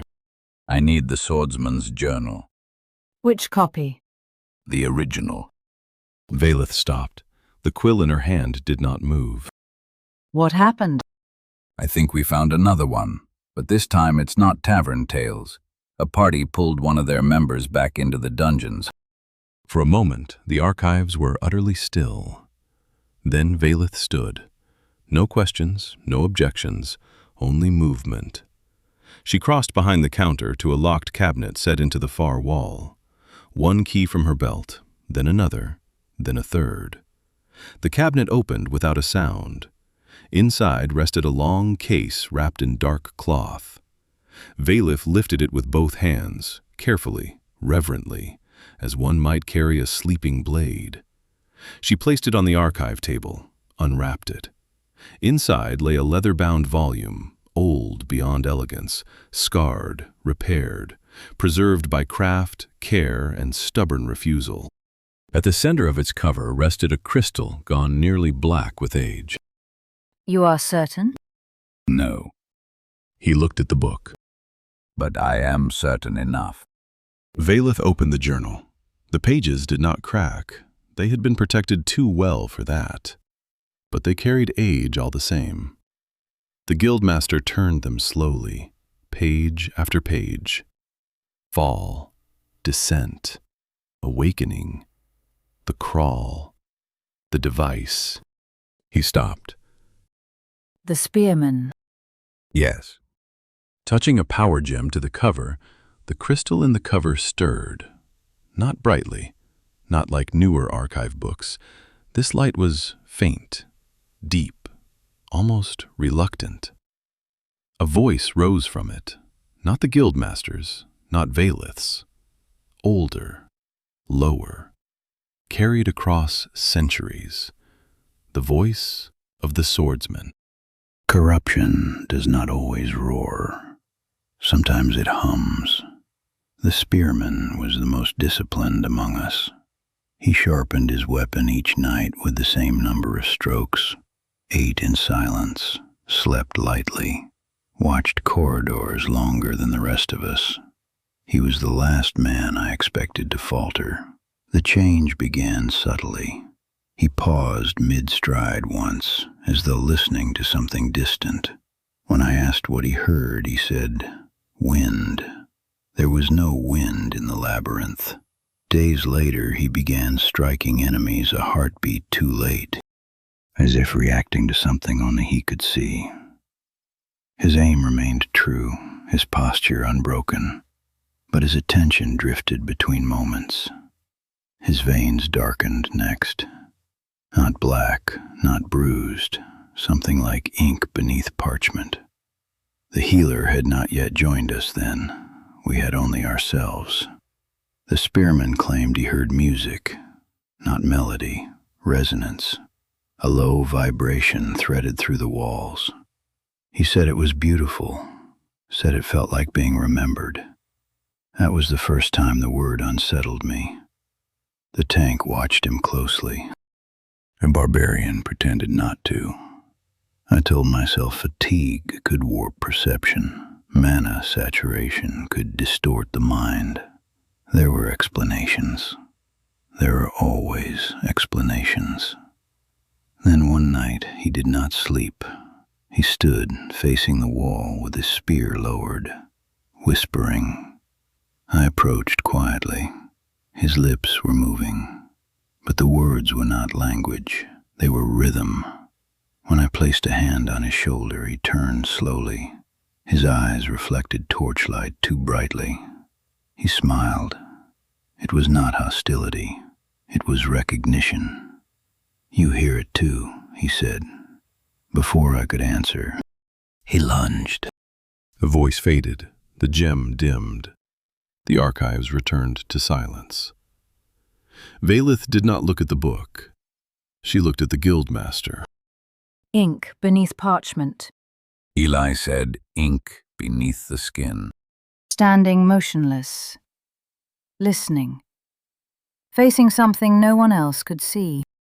Justin displayed every sign. After centuries. Or we stopped recognizing it. That answer unsettled her more than the first. Vaelith turned a page, then another.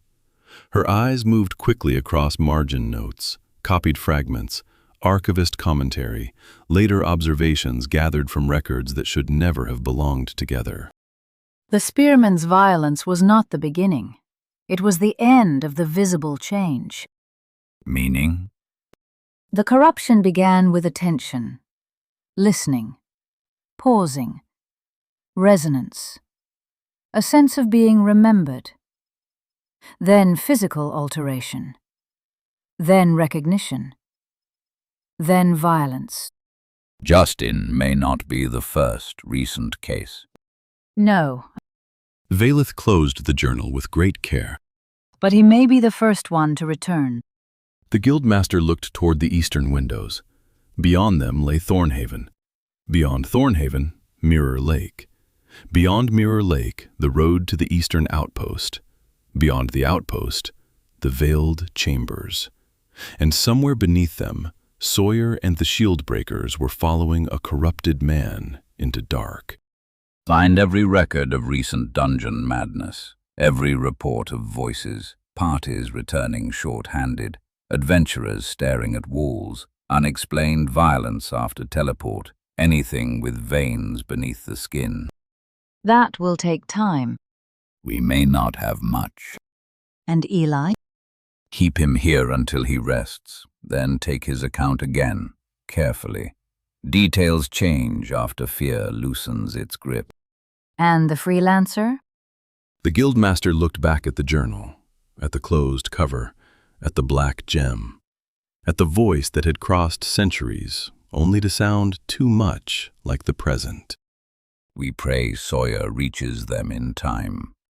Far beneath the veiled chambers, the shield breakers knew none of this. They knew nothing of journals, nothing of archivists opening restricted records, nothing of the guildmaster hearing an old voice describe a new horror. All they knew was stone, darkness, cold air, and the growing certainty that the dungeon they had entered was no longer behaving like a dungeon at all. Chapter 5. The Veiled Chambers. Stone, darkness, cold air, the veiled chambers. For a moment, no one moved. Teleportation always left the body slightly behind the mind. A breath, a blink, a half-second where the world remembered how to be solid again. Then the blue light faded, and immediately, something was wrong. The room was empty, not quiet, empty. No slimes, no skeletons, no bats, no imps, no monsters of any kind. Just stone walls, a sealed ceiling, a few broken vases, and a door standing open on the far side of the chamber. That is weird. Very weird. Normally, the first room was occupied. Not dangerous, not difficult, but occupied. Every dungeon began somewhere. Every expedition began with a fight. Not this one. Sawyer raised his shield. Aulis stepped forward, sword already in hand. Solian lifted his bow.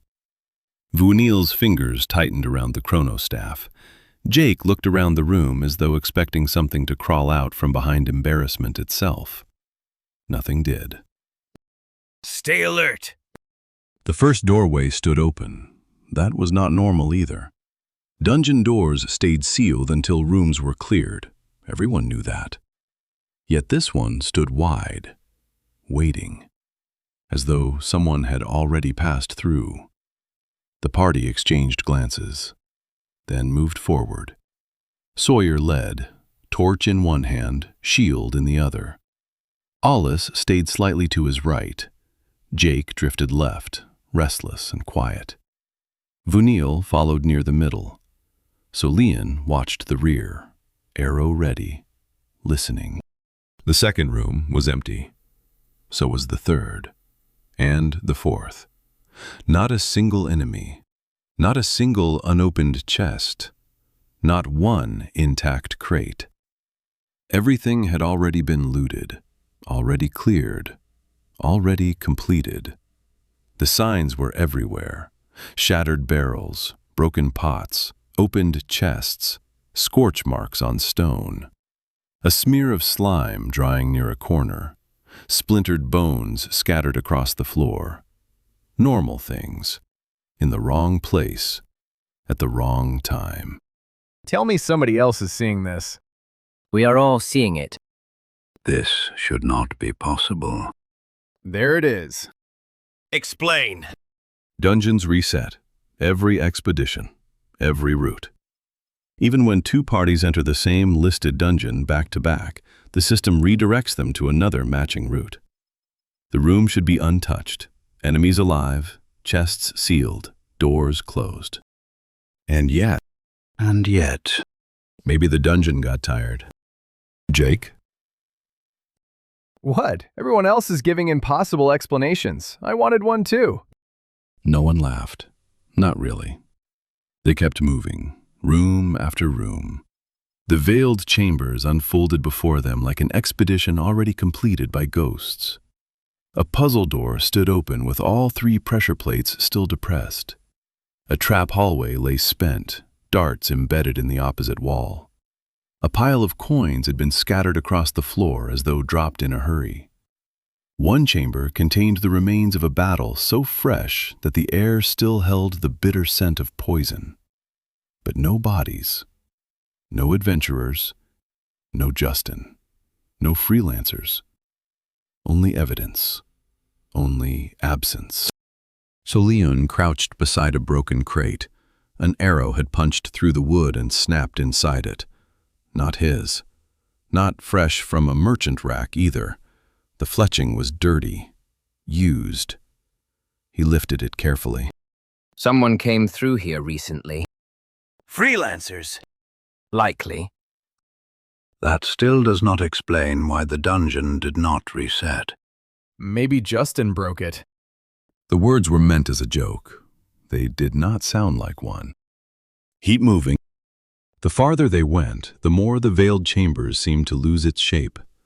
Not physically. The rooms were still rooms, the halls were still halls, the stone still carried the familiar worn smoothness of guild-recorded dungeon architecture. But something beneath the pattern felt wrong, like a song played in the correct key with one note always late. The dungeon should have ended. They knew that before anyone said it. Too many rooms, too many open doors, too much distance. We should have reached the drone chamber by now. How far? Based on the map table prediction, 3 rooms ago. Maybe the prediction was wrong. Map predictions vary. They do not invent entire dungeon wings. They entered the next room and stopped. At the center of the floor lay a piece of curved metal, half buried beneath rubble, dented, scraped, torn at one edge. Solian reached it first. He knelt, brushed dust away, then looked back at the others. Drone casing. Battery cover? Looks like it. Sawyer crouched beside him. The torchlight moved across the damaged metal. It had not been broken by falling stone. The edges were peeled outward, bent back, as though something had opened the drone with hands or claws. Where is the rest of it? If the drone returned to the outpost, this should not be here. Maybe it lost a piece. Drones are not supposed to shed. Neither are people, but today has been strange. Solian turned the metal fragment over. On the underside, something had been scratched into the surface, Not writing, not exactly. 3 shallow marks, dragged through the metal in parallel lines. A claw, a blade, a hand. He could not tell. This was opened deliberately. To reach the batteries. The enemies always take the batteries. Yes, but usually after disabling the drone, not dissecting it. The old theory returned to Solyun again, not as memory now, as pressure. The labyrinth learned to lure life inward. Danger, reward, mystery, glory. A door no one else had opened. He looked ahead. The room should have ended there.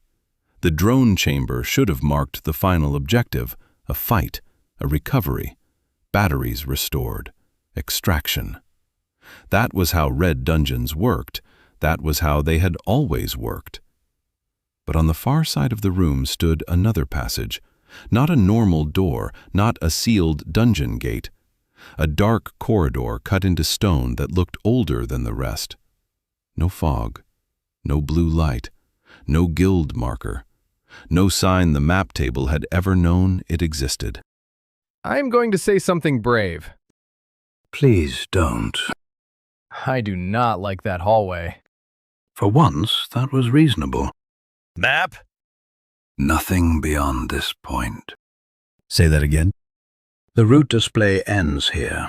As far as the guild system is concerned, there is no hallway. Sawyer stood, slowly. But there is. Yes. Then that is where they went. Of course it is, because when a cursed dungeon invents a secret hallway, people simply must use it. Solyun adventurers. I hate that you are right. They moved toward the passage. The air changed as they approached, colder, drier, older. The familiar mana haze of the veiled chambers thinned, replaced by something stale and deep. Sawyer lifted the torch higher. Its light did not travel far. The corridor drank it. The walls were smooth at first, then less so. The carved stone of the veiled chambers gave way to something darker, larger blocks, ancient seams, edges worn by time rather than use. Symbols marked the stone in places, not guild marks, not dungeon runes anyone recognized. Some were circular, others jagged. A few looked almost like writing that had forgotten how words worked. This is older. Much older. Older than the veiled chambers. I think the veiled chambers were built around it. That is a sentence I would prefer not to hear twice. The passage bent sharply left, then downward. The floor became a staircase, not a short one, not a connecting stair between rooms, a true descent, wide enough for 4 people to walk abreast, steep enough to vanish quickly into darkness. On either side of the entrance stood 2 torch holders. One held a lit torch, the other an unlit one. A common dungeon courtesy. If anything in eternity could be called courteous. Sawyer removed the unlit torch, touched it to the flame. Fire caught immediately. Then he stepped to the front. I lead. Agreed. I also vote for the man with the shield and the fire. That may be the wisest thing you have said today. I am uncomfortable with your approval. Sawyer did not wait for more. He began descending. The others followed. One landing, then another, then another. The stairs dropped in long flights of stone, each turning sharply onto a square landing before continuing downward again. 30 steps, 40, a landing, another turn, another descent. The torchlight crawled along the walls. Behind them, the veiled chambers faded. Ahead, the dark waited. At first, they searched as they went. A broken vase, an overturned crate, a few scattered bones. Nothing useful, nothing alive. But the deeper they descended, the less the staircase felt like part of a dungeon. It felt like an old road, buried, forgotten, still leading somewhere. How many stairs do we think is too many stairs? For what purpose? For morale. We passed that number 3 landings ago. Quiet. They stopped. The torch flame shifted. No wind touched it. Still, it moved. Then they heard it. A breath. Weak. Ragged. Somewhere below. Again. They listened. For a moment, nothing. Then, a faint gasp. Wet, strained, close enough to be real, far enough to be dangerous. Next landing. Slow. They descended together. No jokes now, no loose steps, no careless movement. Sawyer kept the torch high and the shield forward. Aulis stayed ready at his side. Vuenil's chronostaff hummed faintly with stored power. Solian tracked the shadows below with the point of his arrow. Jake moved last, watching behind them. They reached the turn. The sound came again. Just beyond the next landing, a body lay crumpled against the wall. Human, male, barely breathing. His armor was gone, his exosuit missing. His shirt and chest had been torn open by deep furrows. Not clean cuts, not blades. Claws. Or fingers. Something had come from behind and raked across him from chest toward left arm, digging trenches through flesh as if trying to pull him apart by hand. Blood had soaked the stone beneath him. Too much blood. Oh, hells. Jake was moving before anyone could stop him. He dropped to his knees beside the man and tore both healing potions from his belt. Jake. I know. The first potion poured directly over the wounds. The liquid flashed pale against torn flesh. The bleeding slowed. Muscle began knitting. Not cleanly, not painlessly. The man groaned, but did not wake. Jake uncorked the second potion with his teeth, lifted the man's head. Come on, drink. Don't make me waste both and lose the argument. He forced the potion down. For several seconds, nothing happened. Then the man's chest rose, a full breath, deep, painful, alive. His eyes snapped open, wild, terrified, searching. He tried to crawl backward. His body refused. No, no, no, no. Easy. You're safe. No one is safe here. His eyes locked onto Sawyer's torch, then the shield, then the others. Recognition did not come immediately, only confusion. Who are you? Friendly faces, mostly. Why did you come down here? We are looking for the freelancers. The man's face changed. The fear sharpened, became grief, became warning. Then he should have stayed away. You are one of them. Was. The correction landed heavily. Sawyer lowered the torch slightly, enough for the light to catch the man's face. He was younger than Solian expected. Not a recruit, not green, but young enough that dying in a forgotten stairwell felt especially cruel. Name. Rowan. Rowan, can you stand? Probably not well. Get enough. You're an adventurer. A weak laugh escaped him. It turned into a cough, then a wince. The wounds across his chest continued closing, but slowly. Health potions saved lives. They did not erase consequences. Where are the others? Further down, maybe. I don't know. And Justin? Rowan went still. Every remaining trace of humor vanished. Justin is not Justin. The staircase seemed to grow darker around them. What does that mean? It means he came back wrong. It means we should have left him. It means the dungeon spoke through him and we were fools enough to listen. The dungeon spoke. Yes. Through Justin? Yes. I was hoping I had misunderstood. He didn't.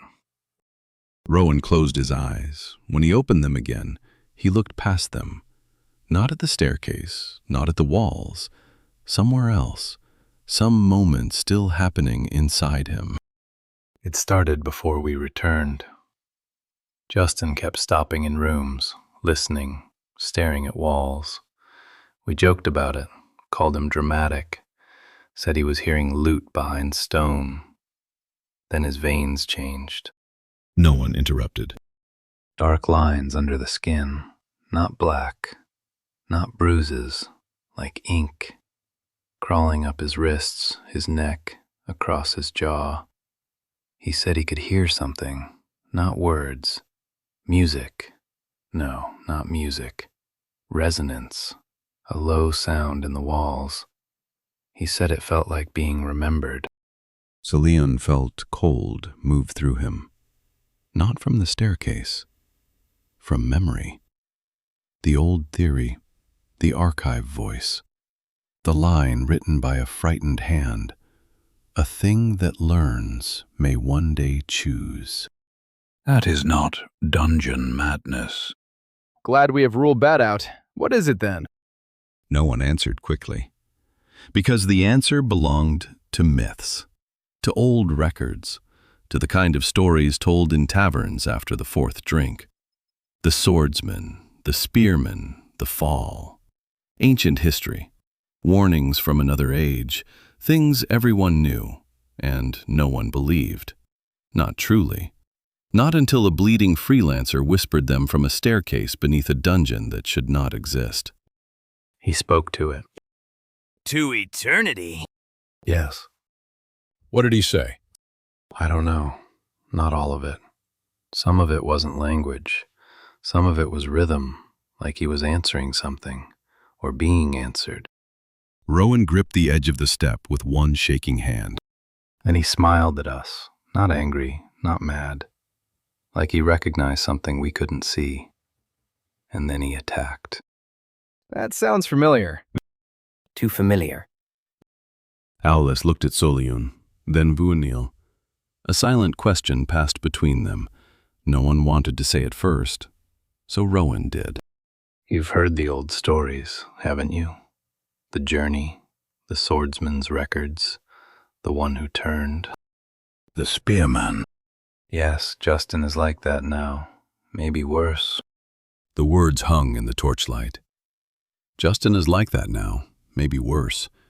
The shield breakers wanted to reject it, all of them did, because accepting it meant accepting too much, that the old records were not merely history, that the corruption had returned, that something in eternity could reach into an adventurer and pull a different thing forward, that they had followed it down here and were still descending.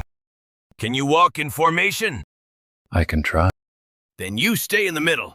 No heroics, no running ahead, no listening to anything that is not one of us. That last one may be harder than you think. Wonderful. Hate that. Move! They helped Rowan stand. He nearly collapsed at once. Jake caught him under one arm, Aulis under the other. After a few breaths, Rowan found his feet. Barely, but enough. The group continued downward, slower now, more careful. The staircase turned again and again. The smooth stone began changing beneath their hands. Blocks gave way to rougher surfaces, edges softened, mortar vanished. The walls became less carved than formed, less hallway than cave. A faint green glow began to gather somewhere below, sickly, poisonous, wrong. At the final landing, they stopped. One last flight of stairs descended ahead. At the bottom, a doorway opened to the left. No dungeon fog blocked it. No sealed barrier waited. Only green light spilling across the stone. Beside the doorway stood two torch holders, one lit, one unlit.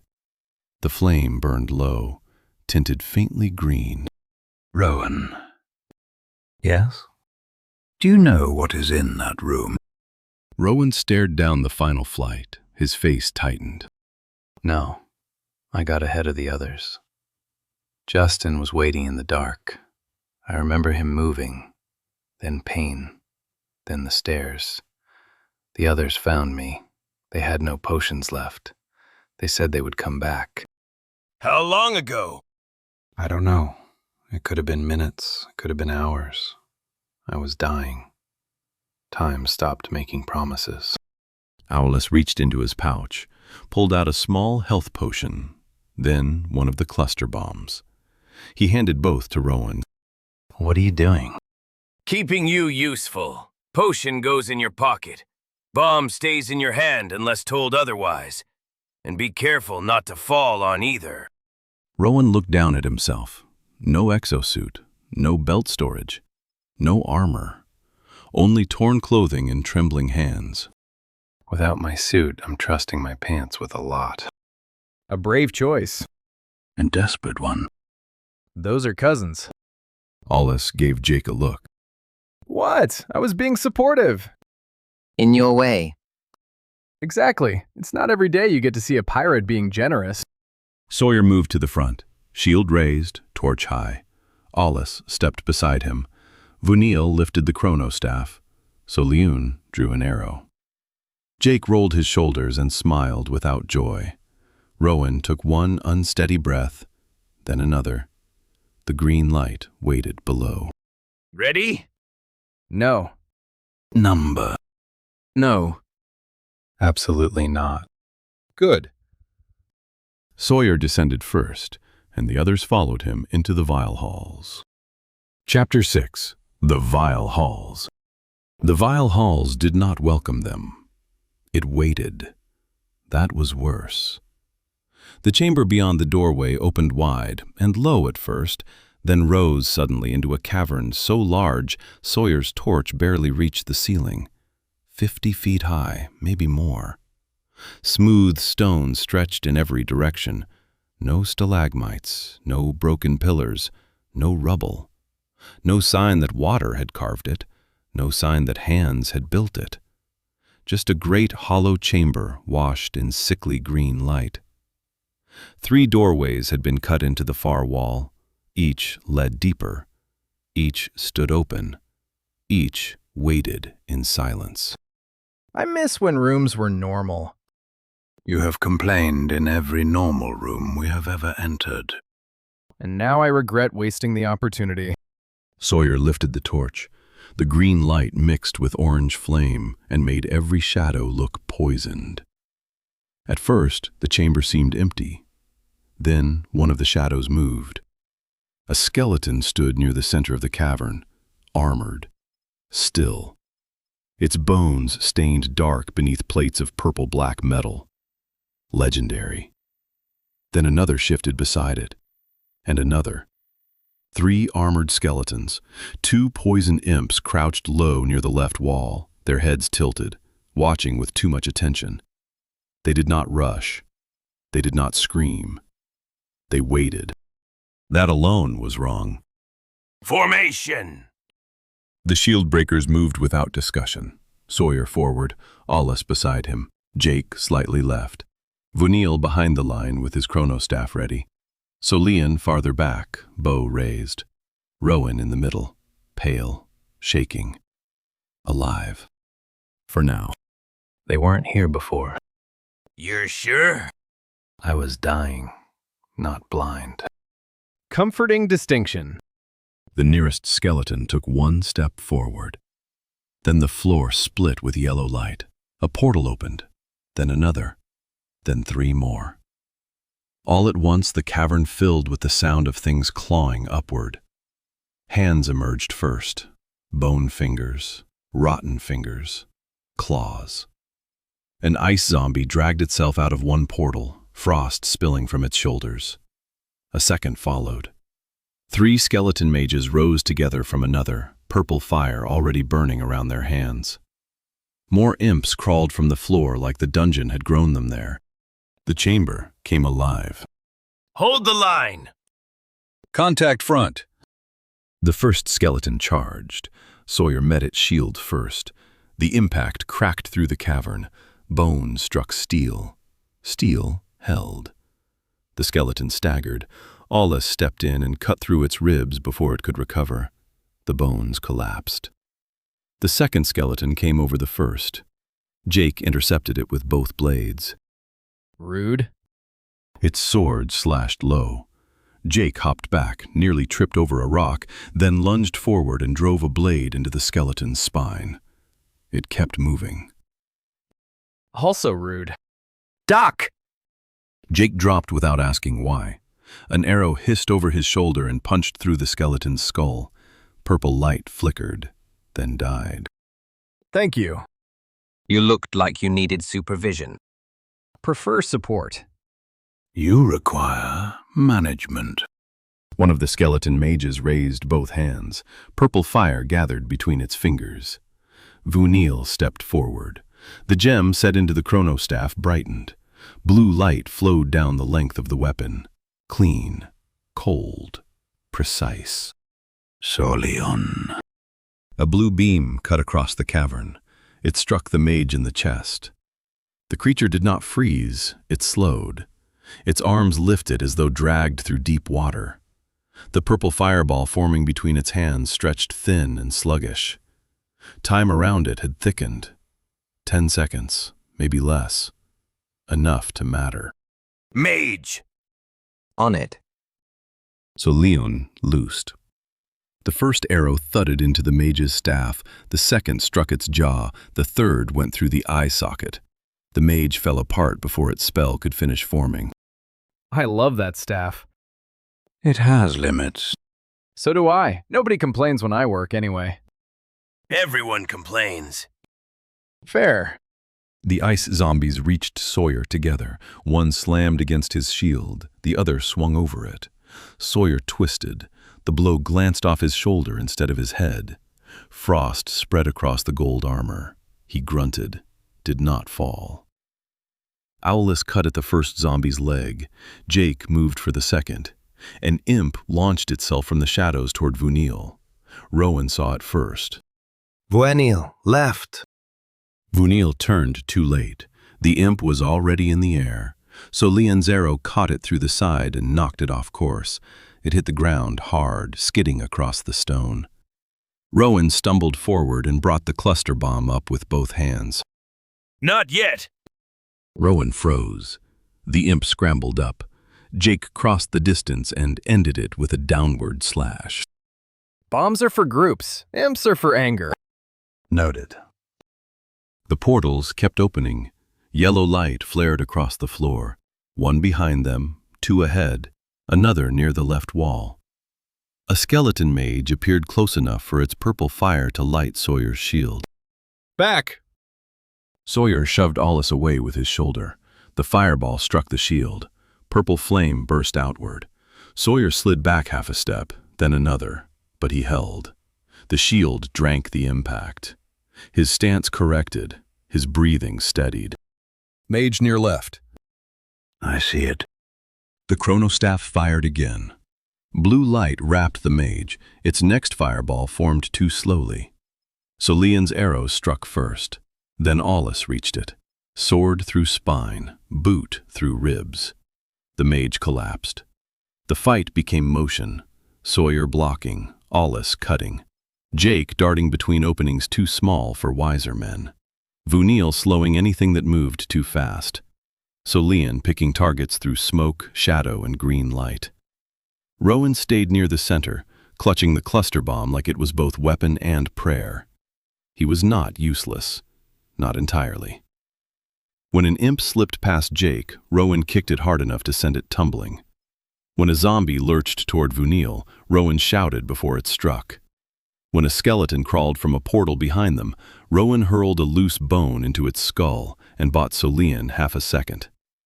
Half a second was often the difference between a story and a name in the memorial grove. But he was slow, too slow. No exosuit, no armor, no stored potions beyond the one Aulis had given him. No room for mistakes. The dungeon knew, or seemed to. More portals opened near him. Not always, not every time, just enough. It knows. What? It knows I'm weak. Everything knows that. That's why we stand together. No, you don't understand. Before he could finish, a skeleton lunged from the right. Rowan staggered back. Aulis intercepted it. Sword met sword. The skeleton was stronger than expected. Purple armor glowed at the joints. Legendary. Aulis took one step back, then another. Sawyer slammed into it from the side. The skeleton hit the ground. Jake landed on it before it could rise. Stay down. It did not. Jake stabbed it again. That was not a request. The skeleton finally broke apart. For several breaths, the portals flickered weaker. Fewer enemies crawled out. The chamber began to clear. One ice zombie remained, then none. One poison imp, then none. The last skeleton mage raised a hand. Vuenil struck it with blue light. Solian's arrow followed. The mage fell. Silence almost returned. Not fully. Almost. See? Nothing to... Do not finish that. I was not going to say bad. You absolutely were. I was going to say educational. The nearest portal did not close. It widened. The yellow light deepened. The floor around it cracked. A sound rose from within. Not a scream, not a growl. A roar. Low at first, then massive. The cavern shook. Dust fell from the ceiling. Rowan's face went white. Shit. A skeletal hand emerged from the portal. Huge, armored, purple light burning between the bones. Then another hand. Then a crown of jagged metal. A skeleton knight hauled itself from the floor as though climbing out of a grave dug beneath the world. Its armor was ancient, heavy, blackened steel rimmed with purple fire. Its sword dragged behind it, longer than a man was tall. When the creature stood, the cavern seemed smaller. Its eye sockets burned, not with hunger, with purpose. And it was looking at Rowan. Rowan! The knight moved. Not like a skeleton, not like anything dead. It lunged. The distance vanished. Rowan tried to step back. His wounded body betrayed him. Aulis moved. Jake moved. Sawyer moved. All too late. The knight's sword drove through Rowan's chest. Clean. Effortless. Final. Don't. Blood filled his mouth. The cluster bomb slipped from his hand. The potion shattered against the stone at his feet. Red liquid splashed uselessly across the floor. Rowan looked at Aulis, or tried to. Don't listen. The knight ripped its blade free. Rowan fell. No! Kill it! Sawyer struck first, shield into armor. The impact rang like a bell. The knight barely shifted. It turned toward him slowly. Too slowly. Almost curious. Then its sword moved. Sawyer blocked. The force drove him backward across the stone. His boots carved lines in dust. He held, barely. Aulis attacked the exposed side.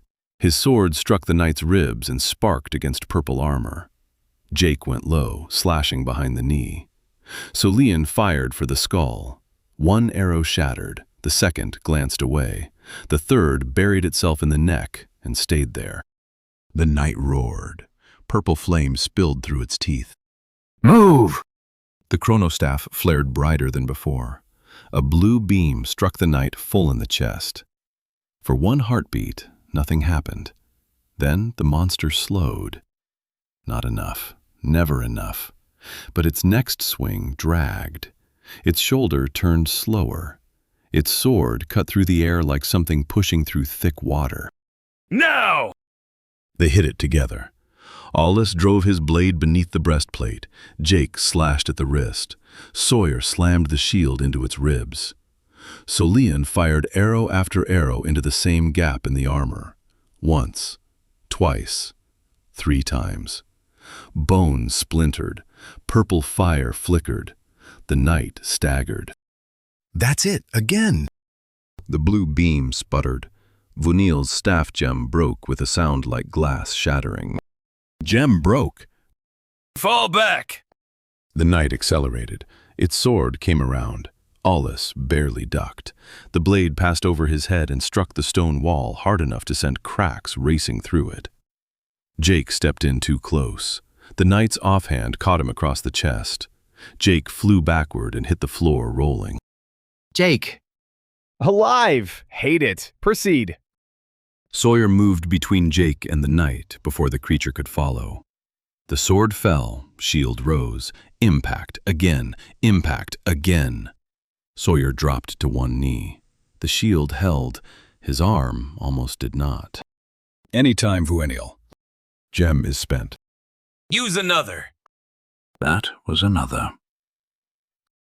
Solian looked at the arrows remaining in his quiver. Too few. Aulis saw him looking. Sawyer was pinned. Jake was getting up slowly. Vuenil had already burned through the 2 power gems. The knight raised its sword for another strike. Then Rowan's cluster bomb rolled against Aulis's boot, unthrown, unused, waiting. Aulis looked down, then up. Jake! I dislike that tone. Left side, on my mark. I still dislike it. Solian, eye socket. Small target. You're an archer and an elf. Fair. Vuenil, can you slow it once more? No power gems, I can throw my mace, try my luck. I need 2. That I can ruin myself for. Hurry. The knight's sword rose higher. Sawyer braced. Vuenil threw his mace. The mace tumbled as it flew, not clean, not controlled, desperate. The mace struck the knight as the sword began to fall. The blade slowed. 2 seconds, maybe less. Aulis kicked the cluster bomb upward, caught it, and charged. Jake moved left. Solian drew. Sawyer dropped the shield angle just enough. The knight's chest opened. Aulis jammed the cluster bomb beneath the armor where his sword had cut earlier. Back! Sawyer shoved away. Jake dove. Aulis threw himself sideways. Solian released. The arrow struck the knight's eye socket. The purple fire inside flared. The cluster bomb detonated. The explosion filled the cavern. Stone cracked.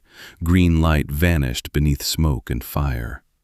The knight reeled backward, chest blown open, ribs shattered, armor peeled outward. Still standing. Somehow, still standing. Oh, come on. Sawyer rose, not quickly, not cleanly, but he rose. Aulis staggered to his feet. Jake limped beside him. Vuenil leaned heavily on the chronostaff, breathing hard. Solian drew one of his last arrows. The skeleton knight took one step forward, then another. Its sword dragged across the ground. The purple fire in its skull flickered. Weak, but alive. Quick, again! No one argued. Sawyer struck the shield against the knight's damaged chest. Aulis followed with a sword thrust into the broken ribs. Jake cut through the wrist holding the weapon. The massive sword fell. Solian fired. The arrow struck deep into the skull beside the first. Vuenil lifted the chronostaff one last time. No gem for a beam, only a swing. Blue time warped wood snapped across the knight's face, a heartbeat of stillness. Aulis used it. He tore his sword free, raised it, and brought it down through the skull. Purple fire burst outward, then vanished. The skeleton knight collapsed. This time, it stayed down. No one celebrated. No one spoke. The echoes faded slowly. Smoke drifted across the cavern. Broken bones lay scattered among the remains of portals. The green light returned by degrees, sick and quiet. Rowan lay near the center of the chamber, motionless, silent, gone. We used both potions. No one answered. I used both. Jake, I know. He did know. That was the problem. Health potions were miracles only when there was still someone left to save. The resurrection potion was back at the outpost, far above them, in another world, for all the good it did here. Aulis knelt beside Rowan, closed the man's eyes, not because it helped, because not doing it felt worse. His last words. Don't listen. Not don't fight, not run, don't listen. Cillian looked toward the 3 doorways leading out of the cavern. Each waited in silence, each led deeper. The old warning pressed against his thoughts like a hand against glass. A thing that learns may one day choose. And below the veiled chambers, in a room absent from every guild record, a corrupted freelancer had killed his friend. A skeleton knight had risen where no boss should have been. The dungeon had changed its behavior. And now the shield breakers were far beneath the place where assumptions still mattered. We move. Now? Now! We almost died. Which means standing here is a poor use of the time we have left. Jake looked like he wanted to argue, then he looked at Rowan, and did not. Which door? No one answered at first. Then Sawyer lifted the torch. The flame bent, not from wind. There was no wind. It bent toward the center doorway, slowly, deliberately, as though the air itself had made a choice. That one.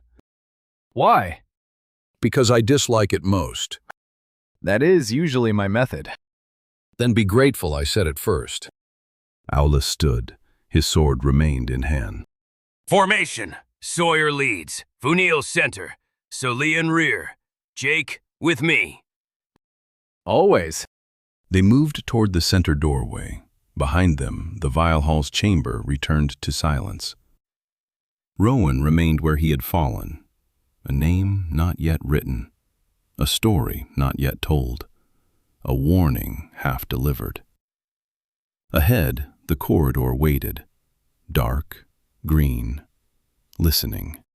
Far away from eternity. Back in Thornhaven, Eli Mercer sat inside the Heroes Guild with a cup of water cooling between his hands, trying and failing to forget the day. And as the shield breakers stepped deeper beneath the veil, the guild began at last to understand the warning. The labyrinth had changed its behavior, and somewhere in the dark beneath eternity, something had made a choice.